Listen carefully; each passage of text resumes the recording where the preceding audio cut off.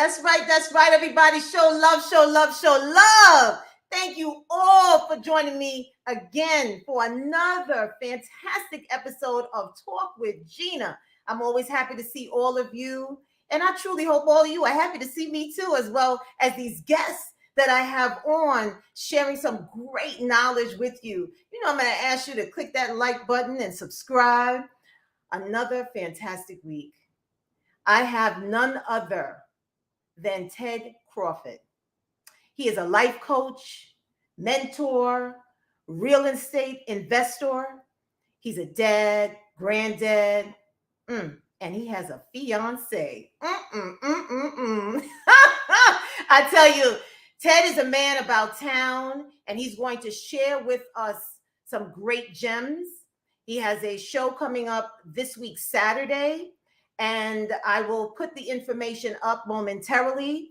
But without further ado, please, all of you, help me to welcome the Ted Crawford. Yay! Hey, Gina, how you doing? Oh, I'm great. I'm great. Don't be shy. Be excited. I know. Oh my goodness. So Ted, I know, we're going to talk a little bit about your backstory, and we're going to come a little where you are now. So okay. I know that you were born and raised in Bushwick, Brooklyn. Yes. Right. And you did your schooling in Brooklyn, and then you went upstate. We actually have a little bit in common, because where I went to school was not too far from you. And that's where we learned, where we figured that out. I went to Binghamton. So, right, when we were talking, it was like, oh, wow, hey, I went to Oswego, so it's like, hey, cool. And my girlfriend went there as well.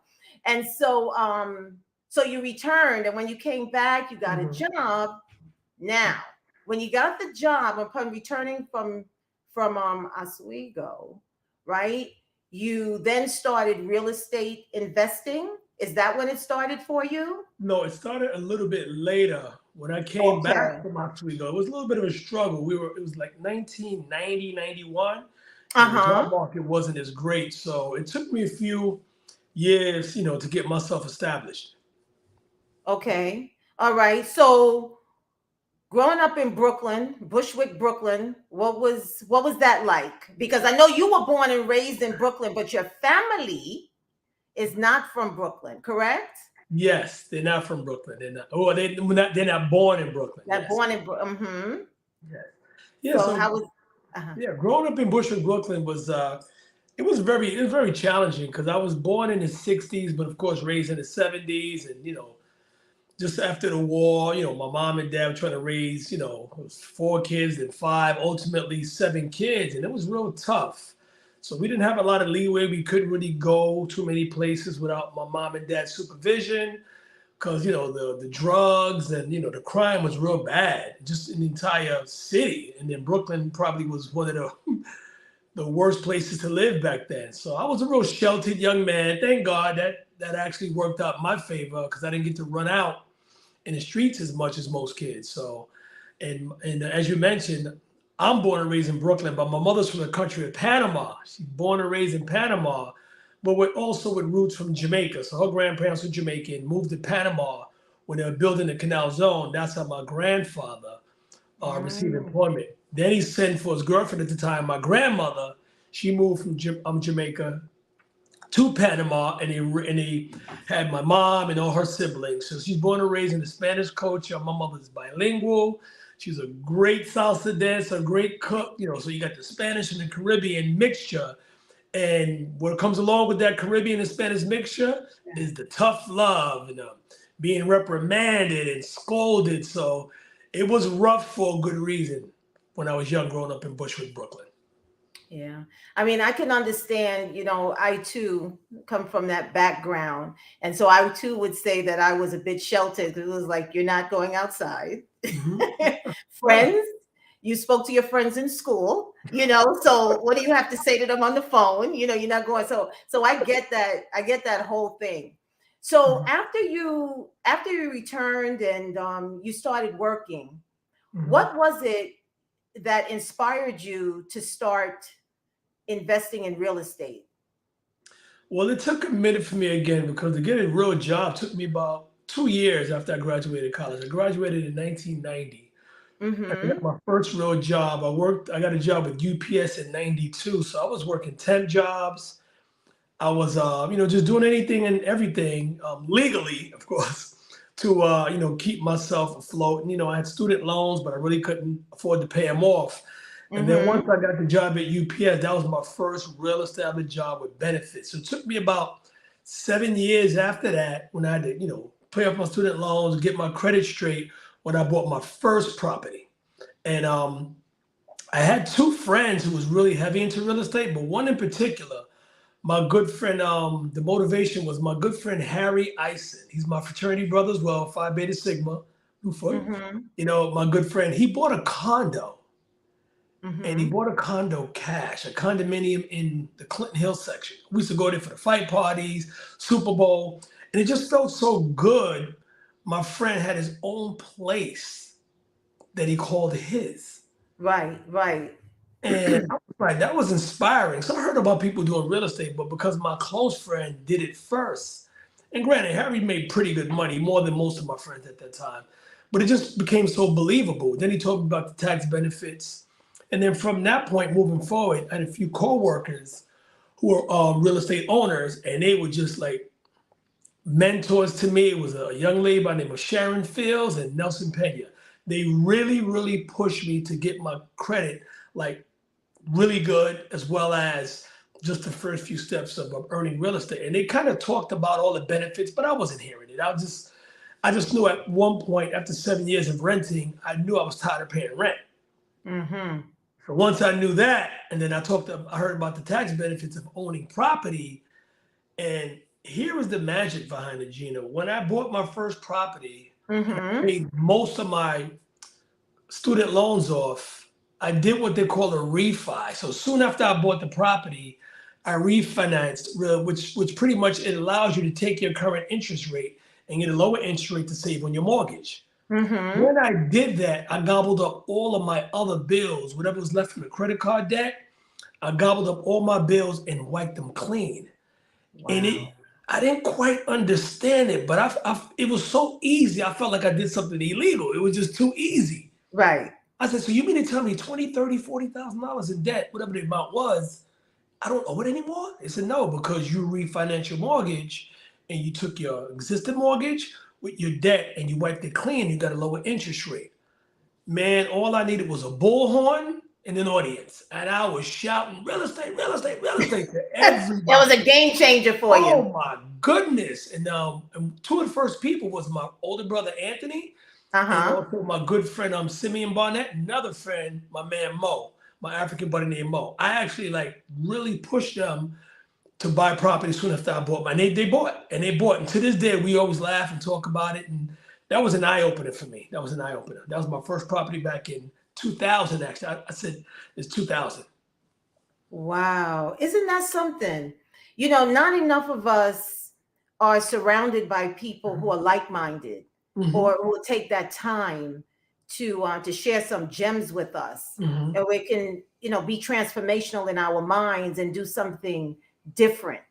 Mm-hmm. Sometimes it's the pity party that we know the pity party folks, but Mm-hmm. not the folks that are progressing in a way in which it's beneficial for you. So that's really cool. So you bought your first property, Mm-hmm. and then did you buy your second property after that, or did you start or somewhere around there you started your entertainment company? Well, my Assorted entertainment Flavors. company started way back from when I was in college. Well, not started. I got into the space of party promoting, event planning from my college days. I was deemed as this the social director of the fraternity. I didn't want to hold any presidency office because I didn't want that much responsibility. I was having too much fun in college. So I was good at really connecting with people, bringing people together. So they made me the social director. And Mm-hmm. from that, I was good at bringing all the fraternities and sororities into spaces. I did after parties on campus and off campus. And I got really good at it. So I brought that skill to New York City, and I joined forces with two friends, one by the name of Andrew Little, the other Ollie Presley, one being my frat brother, the other one just my coworker / one of my best friends. And we just formulated a company called Assorted Flavors Entertainment. And we took my college experience and all of our separate skill sets, brought them together, and we organized it to the point where we became a full-fledged company. Started a website. Started a website. We got our tax ID, filed our taxes, and we really took off from there. We've been very consistent for well over 20 years in the entertainment business. And that happened between college and just after college. Then the real estate part for me, after I bought my first property, I bought my second one 5 years later, only because, and I want everyone to hear this, only because when I bought the first one, it was great. But people were like, oh, buy the second one, buy the second one. I was like, no, what do you mean buy the second one? I don't have any money. But not understanding the power of equity. Yeah. I had equity in my first property that I could have used to purchase my second, but I didn't know. And if someone was telling me about it, I was shutting it down. But I was stubborn. I didn't want to hear it. I wanted to take it one property at a time while 5 years was moving along and I was missing opportunity after opportunity. But long story short, the interest rates took another dip, and I actually refinanced, took money from my existing property, the equity. Right. So basically, for those who don't know, equity is basically you owe $500,000 on a house, but your house is worth $1 million. So you got $500,000 of play money, I call it. And you could take that $500,000, and you're never going to get 100% of the equity. You get what they call like a percent lower. So you might get 60% of that equity. So let's say, for example, I got $500,000 in equity. I can probably take out roughly $300,000 to $350,000. I was like, and take that money. Game changer, and buy a second home. Not only did I buy the second home with that $350,000, and that's just a math example. That's not the actual math for me. That $350,000, I put a down payment on the second home, and I had money left over, and I used that to renovate the property. So now I got two properties. Just by buying one, I have two properties with rental income on both. Now the game really starts to change. So I have my full-time job. I got rental income from my primary resident, my first home. Now I got investment property income from my second property. So I got income from my job, property one, property two, 3 streams of income. And I was like, whoa.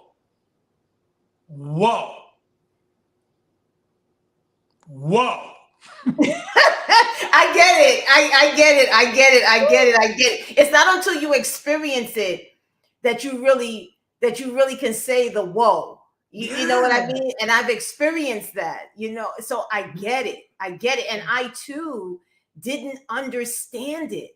I too felt like another property, that's too much. How am I going to be able to manage it? How am I going to be able to maintain it? And it was crazy, but it really, I started feeling like, I'm the boss. It makes you sit up.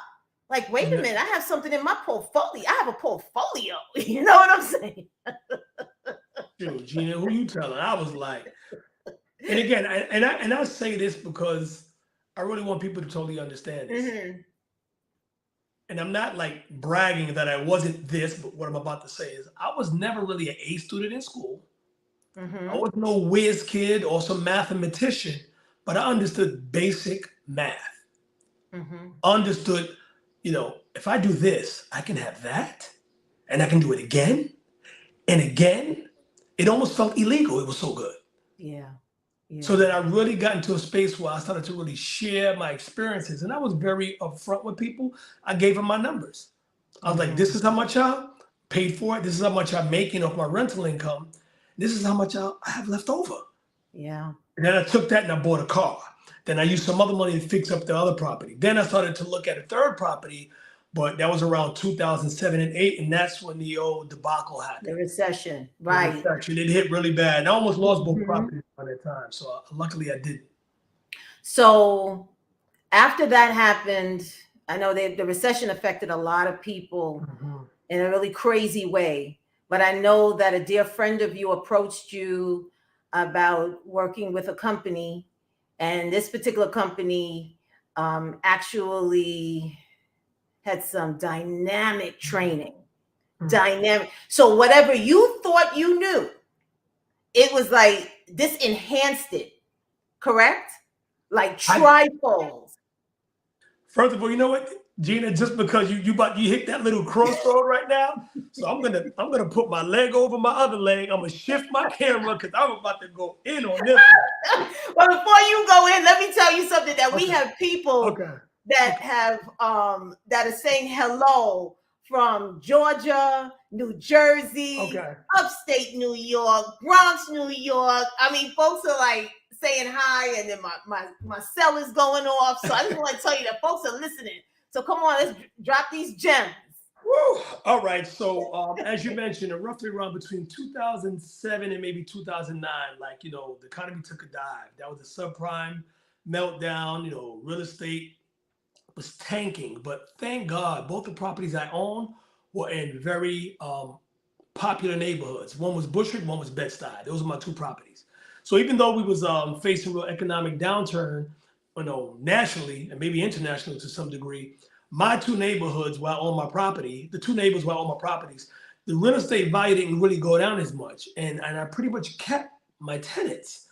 So, but I did, you know, miss a few payments because, you know, my job wasn't giving out any raises. I didn't have any more commission. The commission was dried up. We're in a really, really big recession. And I needed money. And I even tried to refinance one of my properties, but it was just the wrong time. It didn't work out. So then a friend comes along and he brings network marketing to my attention. And I've never really been a fan of network marketing. I just didn't. I thought it was a pyramid scheme. I thought people at the top make all the money, people at the bottom gets nothing. And that was my mentality. And I just said, but this opportunity just makes too much sense. It seemed like it was a wealth trend that was about to happen, which was, you know, on the technology side without getting to the details. And I said, you know what? I don't know what much of a choice I have. I need money. So let me give this a shot. And that's amazing because quite often we pass up opportunities and we're not given those opportunities probably ever again. The thing is, you usually get 3 major opportunities within a lifetime. The average person gets 3 major opportunities. For the viewers looking in right now, you probably missed out on 1 or 2 of them already. It's true. Yep. So I took the opportunity, Father's opportunity. I ran with it. I learned how to present the opportunity. I brought it to my family and friends. I talked about what this company's doing, how it's going to change, you know, our economic situation. I got really good at presenting the opportunity and I ended up hitting the position of senior vice president. And that company, I don't know if I mentioned it earlier, but that company is 5 Links Enterprises. So if you're a New Yorker, maybe upstate New York, or maybe even across the country, you may have heard of 5 Links. I was not a fan, but my circumstance made me open up my mind to take advantage of the opportunity. Yep. So that training I know was dynamic. You know, I know I did some trainings too, and you were traveling from Brooklyn with your folks. I mean, it was like a family. Like everybody was helping one another the best way that we could. So that opportunity allowed you to supplement your income, and to help you right side up with your property, so you didn't have to lose it. And then I know your daughter at that time was on her way to college, so it was really good. And you won a car. Not just the car. I had a brand new 750 Li silver BMW because I did so well in that opportunity. And I'll add to that, Gina. I was looking for maybe $400 or $500 a week just to supplement my income, you know, to help pay the mortgage because one of the tenants and I were in court at the time. That's all I was looking for. I went from looking for that and driving I had a car at the time, but it wasn't the best. I had a car at the time. I went from that to driving a 750 Li BMW, and I've amassed over $250,000 in about a 6-year period working with that business. And that's the material things with the business of 5 Links. But what I love about it was I was actually entering, or I was in the space of self-development, because 5 Links was an opportunity to make money, but it was a self-development course that I had never understood or never realized I was in a self-development course while making money. And that's what really turned me from the old Ted to the new Ted. So I'm developing to this new human being, really being more connected to people, developing myself, honing my speaking skills, and really earning more money I've ever earned in my entire life. Isn't that something? And even though you were elevating on a different level from the trainings that you were able to take in, there was still more that you could learn after that. Yes. You know, after that, you were able to learn more about that. And I want to segue, I really want to segue into that right now. After that experience, so you know, we have the assorted flavors and everything that you've done, you've been connected to people, but you've also known that as you've grown through or you've been along on your journey and you have raised your consciousness consistently, you know, throughout that time. Nothing happens overnight. So along the journey, you were consistently raising your consciousness. And I'm sure even when you didn't even realize that that's what you were doing. Yes. So here you are now, experience this opportunity with dynamic training. There was still more. A lot more. And so we're a real estate investor already. You weren't a life coach at that time, but you were coaching folks, so to speak, but you weren't a life coach and you weren't a mentor. So look at how now you're still elevating. And so now you are a life coach. Now you are a mentor. So what was that shift for you? What happened where you got involved in something, or you became a deacon in your church? Like what shifted for you to realize that, yes, I'm doing good. Yes, I'm thinking differently, but I'm still not where Ted needs to be. So that really opened up. Okay. It was when I realized, you know, it was the discovery of my true self. And you know, how do you question somebody about not knowing themselves? Like, you don't do that. But a lot of the question was posed to me about your authentic self. I kept hearing that term, authentic self. So through self-development, 5 links and trainings after that, I started to question, who's the real Ted? Who's the real Ted? And it just made me want to go back in time and see where I came from, how I was raised. And people think who they are now is who they are. And here's what I would tell people. Who you are now is who you've become. That's not who you authentically are as a person. So that question was powerful to me. So the authentic Ted is not who I've become. So I realized why I didn't like this, why I didn't like that, why I like certain women who look like this, why I like cars who look like that. It was my experiences made me fall into these boxes or put myself in these paradigms to like or dislike certain things. But the authentic core self of Ted Crawford was, I truly just loved people. That's why it was so easy for me to share with people and to do the 5 links business. Then I had to go back and patch up some more relationships, whether it be intimate relationships or business relationships, because I was looking at those relationships based on the old Ted. But the new Ted said, you know what? You can transform. That's how I went back. I patched up a lot of old relationships. And they would say, I cleaned up my backyard. And I really found out that a lot of things that I liked had to do with me being insufficient in certain areas. Case in point, I always wanted to date a certain woman who looked a certain way because when I was a young child, those women weren't attracted to me. So now I'm making up for the time that I didn't have when I was young. I only hung around certain people who probably wasn't too far ahead of me, so it won't be too much competition.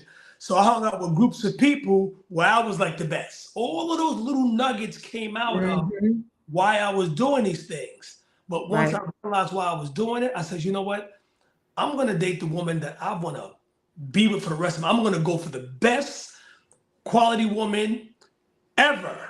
And really shoot for that, given who I am, who I became. Then I said, you know what? I'm going to hang out with people who are smarter than me. I'm going to hang out with people who got more money than me. I'm going to hang out with people who are more experienced than me. And I put myself in a space where I started to grow like wildfire. And it was exciting. It was exciting. Challenging, but it was exciting. And I have a slogan, Gina. The slogan is "Get to know yourself. You just might like you." And that's so true. You know, that's so true. What you said was really powerful, Ted, because a lot of folks don't really realize that who they are currently, if they have not put the work in, is what you created. Maybe you had to protect yourself. You know, there's so many reasons on why we are, or before the work is put in. And if you think this is just me, no, it's not just you. That's not how you were intended to be. That's what, to use your word, that's a person that was created to survive.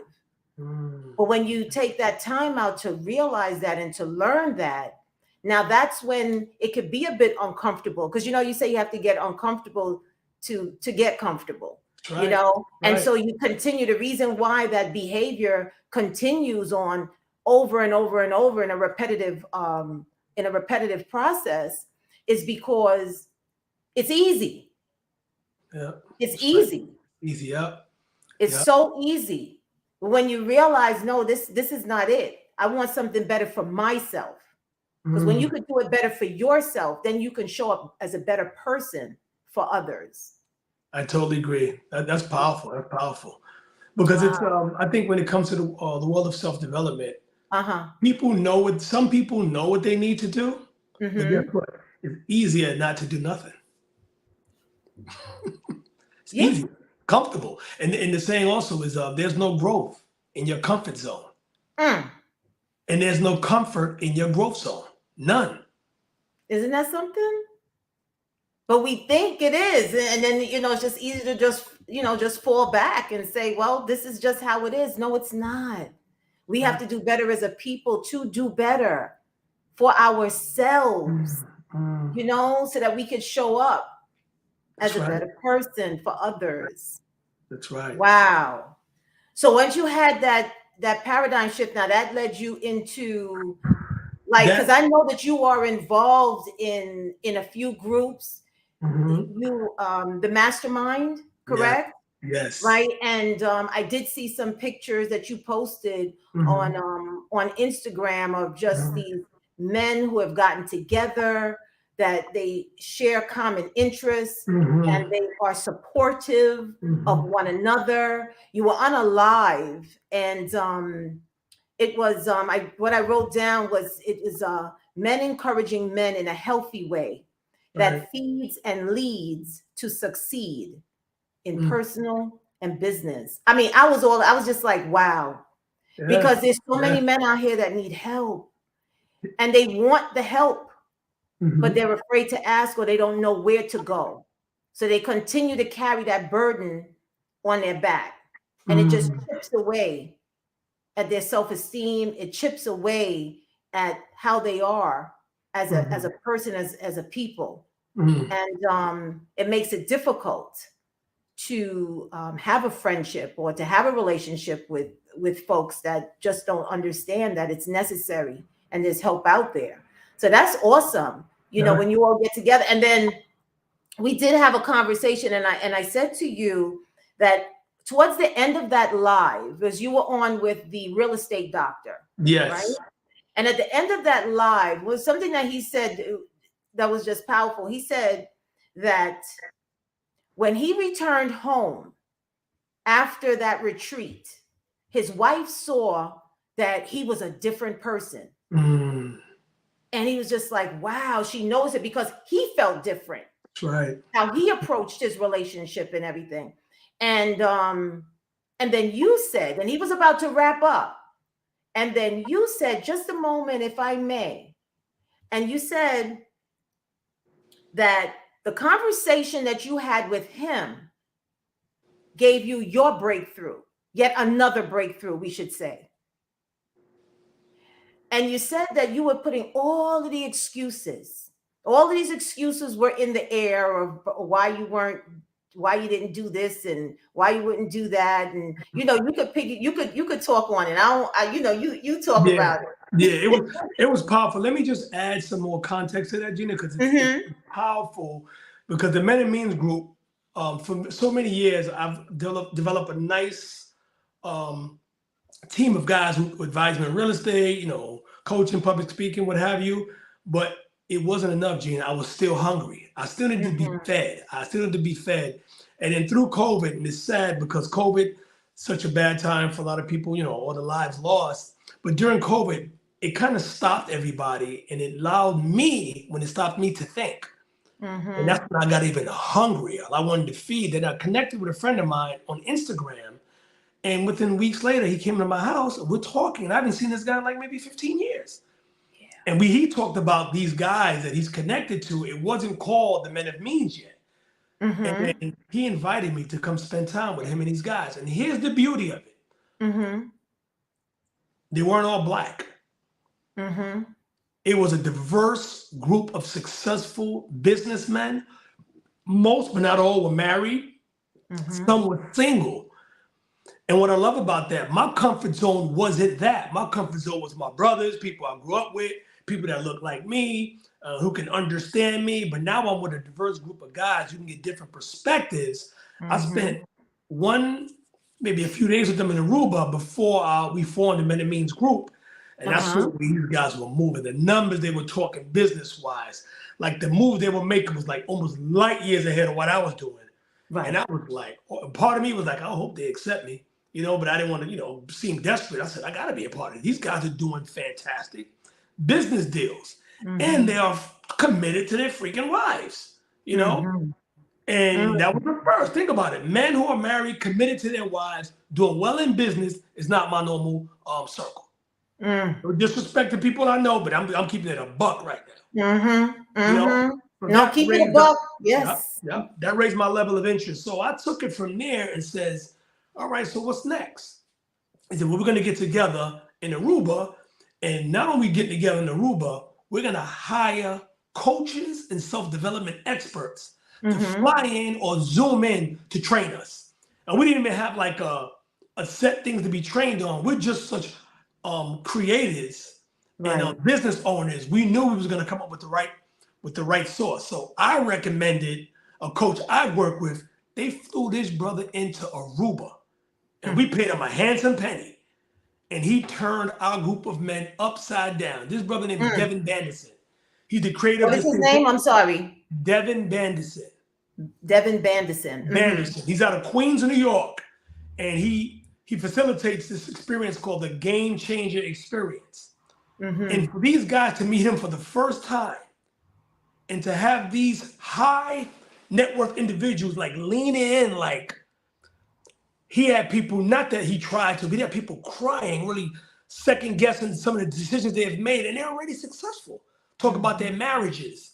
And the breakthroughs we all had within a 2-day period was mind blowing to me. That's when I knew I was in the right group. And I just came home like, come on, guys. Some of my friends, guys, you guys got to join us. You got to join this Men of Means group. But, people going to be people. Yeah, this, that, and the third. Maybe this, that, and the third. No one really joined except my one good friend. His name is Hudson Etienne. He's actually my accountant. So my accountant was kind of like, Ted, like, put me in, coach. Like, put me in, Ted. Because he kind of heard about some of the things that we said. What's up? So right. He and I connected. He joined. They loved him. He's an accountant, has his own business, and he travels the world. He golfs. He runs a high income earning accounting firm, and he's IRS certified. He's phenomenal. So he's a part of our group. And from that, we recently had a discussion based on racism. And that was the big elephant in the room, in many rooms, I'm sure. And because this diverse group of men are so mature, the non-Black brothers in my group, they were like, tell me more. I never knew that. Please, enlighten me. Because I keep it real with you. Some folks who are non-Black don't want to hear that. That's true. They don't think racism exists, and they do. They don't want to be bothered with it for whatever reason. But these brothers, and I call them brothers, they were like, tell me more. So what can I do to help? And one of the advice I gave to one of my brothers in Men of Means, I said, you know what? I don't know how to tell you how to be involved totally, but you can start with this. Don't tolerate racism when it's in your face.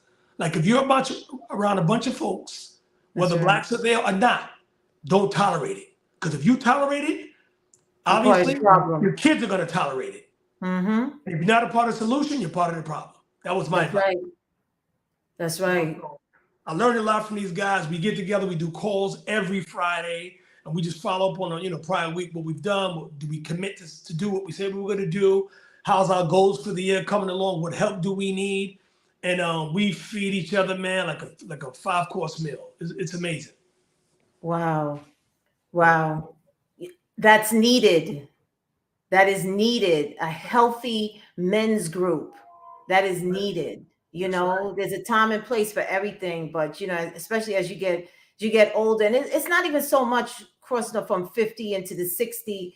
I mean, just having that, changing the idea of how things are or how they're supposed to be. And no, it's not. I mean, you could have fun, but you can have that healthy fun. I mean, would you agree with me? I mean, I know I'm a female and you're a male, but I think that the images that we have play a huge part in how we do or how we end up living out our lives. Absolutely. Until we decide that we need to do different, until we do that self-evaluation, until we're ready to stand in our truth. And that goes for males and female. We're ready to stand in our truth and say, okay, I want to do different. I want to be different. I'm not a bad person. It's just that I was taught bad things or I looked at bad things, but I'm not a bad person. And I can actually help folks. And then that's exactly what you're doing now. So you're a lifestyle coach and you're a mentor, and folks can actually hire Ted. Right. Look at that. You can hire Ted, to speak. He's a dynamic speaker. I mean, this is amazing. And guess what? Ted, you're doing your first speaking engagement this week, Saturday, June 10th. At 1 p.m. Right. Let me put it up here on the screen. 1 p.m., 63 Flushing Avenue in Brooklyn. You can search Eventbrite for the Real TED Talks, or you can visit his IG, Ted Crawford, and there's a link in his bio. And it'll take you right to Eventbrite and buy those tickets. I know that they're going fast. Oh yeah. We're approaching the place where now I got to leave a cushion because I have special guests coming, so I can't sell all the tickets I originally had put out there. So we're probably gonna be sold out before Saturday, but it's amazing. And also, Gina, my IG is T Crawford ENT. T Crawford ENT. So let me yeah, because Ted Crawford, there's a lot of Ted Crawford. Do that. Yeah. And T Crawford, as in for entertainment. You have T Crawford ENT. Yeah, let's do that. T Crawford ENT. Yeah. Okay. There we go. So the IG is let me put it back up on the screen. So T Crawford, just a moment. T Crawford. Yeah, T Crawford. Let me add that up there. Yeah, but yeah, let me just here we go. All right.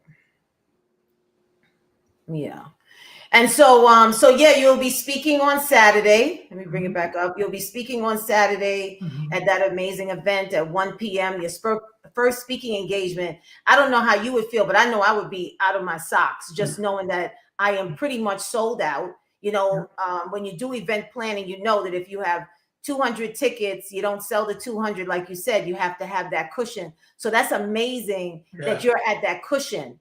And you probably maybe 5 years ago, you didn't even think about maybe having your first speaking engagement, and you have your apparel on. So for all of you who don't know, Ted also has an apparel line. And what's your apparel line? Yes, on purpose apparel, and pretty much I just got to the point where I said, you know what, I love designer clothing, but I'm not committed to it, but I just love designer clothing. So I says, why not design my own? Again, through my self-development, I realized I have the ability to create and almost do anything I really would like to do. So I created on purpose apparel. So it's not a get rich quick scheme for people to wear what I believe they should wear.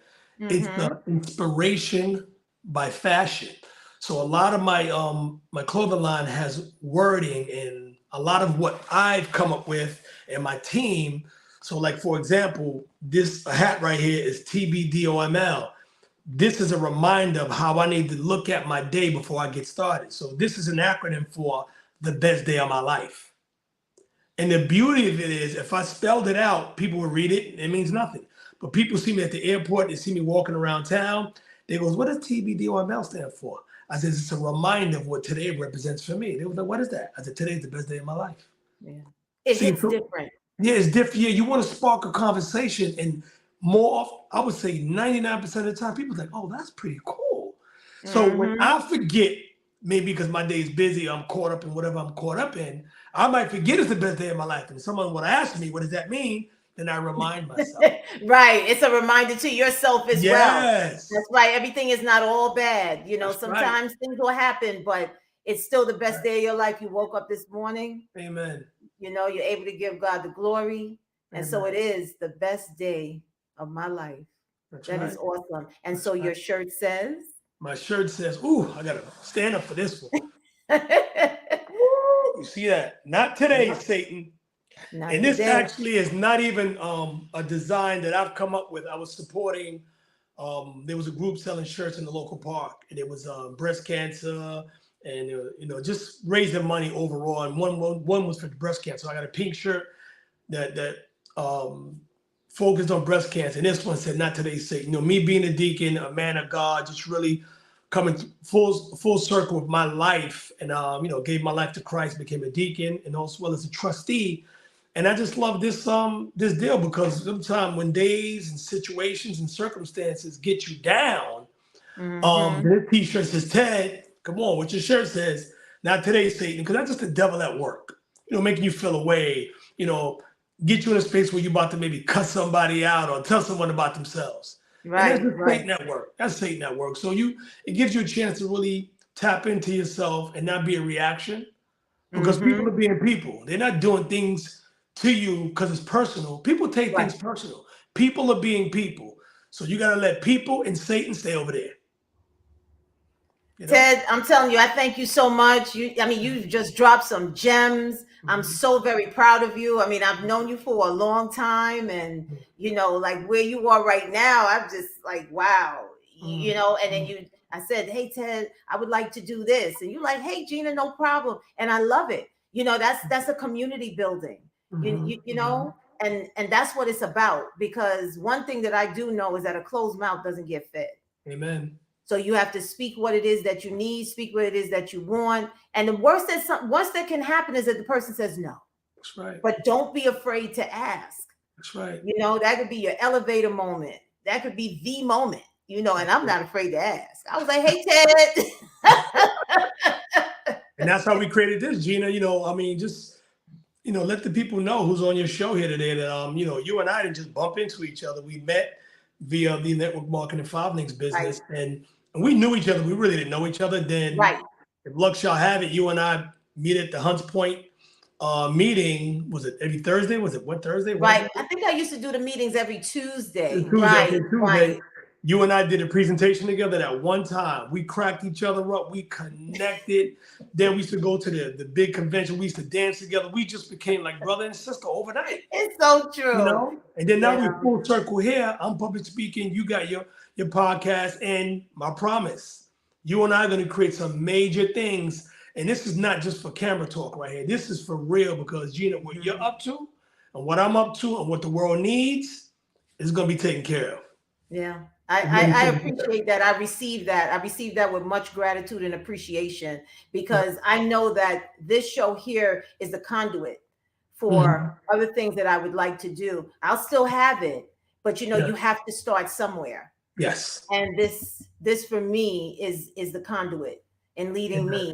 And if I didn't have this, we might not even had that conversation a couple of weeks ago that led us to even thinking about a possible collaboration. So, you know, that's how we have to look at it. Is there anything else that you want to share with the Talk with Gina audience, family? We have people even as far as Tennessee on here. Tennessee. They tuned in. Come on, Tennessee, let's go.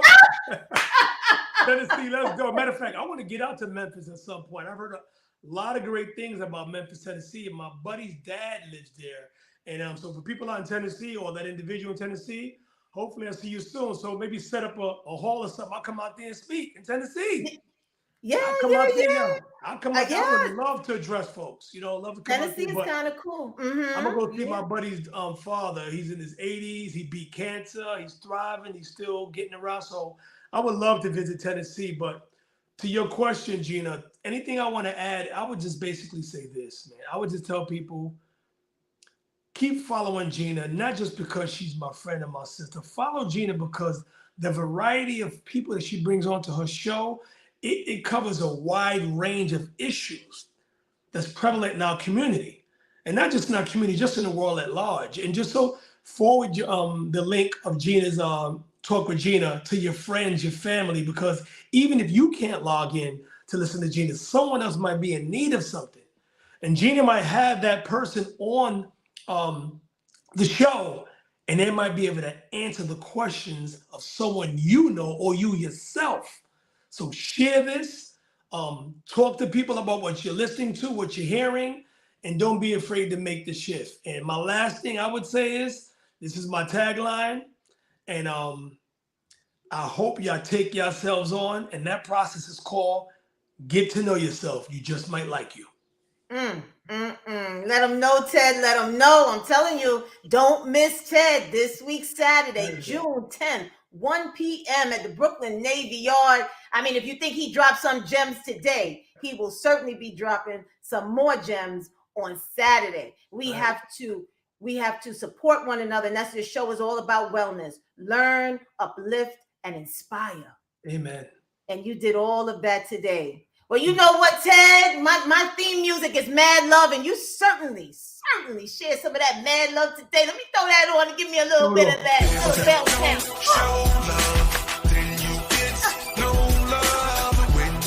Love it.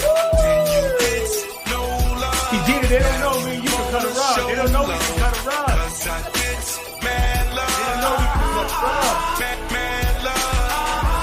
Mad love. Oh, thank you. I appreciate you too. Thank you. I wish you all of the best on Saturday. That's just the first of many. That's the first of many. So you continue to take care of yourself, and thank you for joining the Talk with Gina family. I appreciate you, Ted. Thank you. My pleasure. Have a blessed one, Gina. Thanks again. You too. Okay. Bye-bye.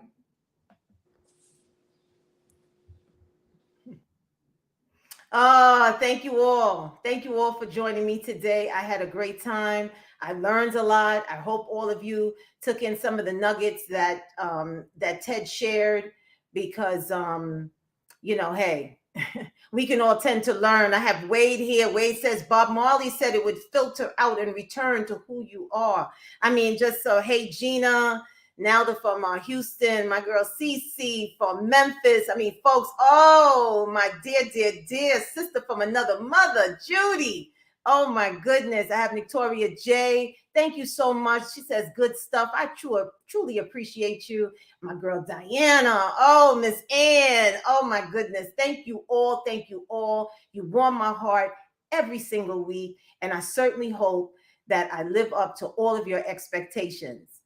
For all of you in the New York area, all of you outside of the New York area, continue to take care of yourself. It's an absolute blessing to have all of you here with me every single week. You know, we going out with some mad love, and I'll be back next week. Take care, everybody, because we getting ready to mad love.